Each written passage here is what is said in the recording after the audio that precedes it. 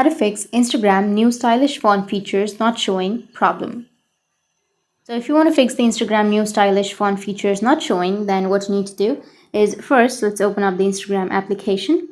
Once you open up your Instagram, you need to go with the upper left, which has your story section, and go with camera. Once you enter the camera, now you just need to simply take a story. For example, I'll be choosing a blank story. Now, once you've taken, what you need to do is just go with the upper right, which has that text option. Now, from here, you can simply write something. For example, I'll be choosing demo. And once you've written, here you will have the stylish font features. You will have sparkle or neon or shimmer. In this way, you'll be able to have the stylish font features. But if you're not being able to have the stylish font features, then what you need to do is just go back. Make sure that you have a stable internet connection. And you just need to simply open up your Play Store. Once you're under the Play Store, you need to go with search. Under search, you need to search for Instagram.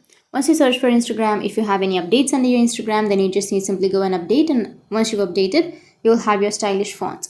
But even after updating, if that doesn't fix your problem, then you just need to simply tap and hold on to your Instagram application.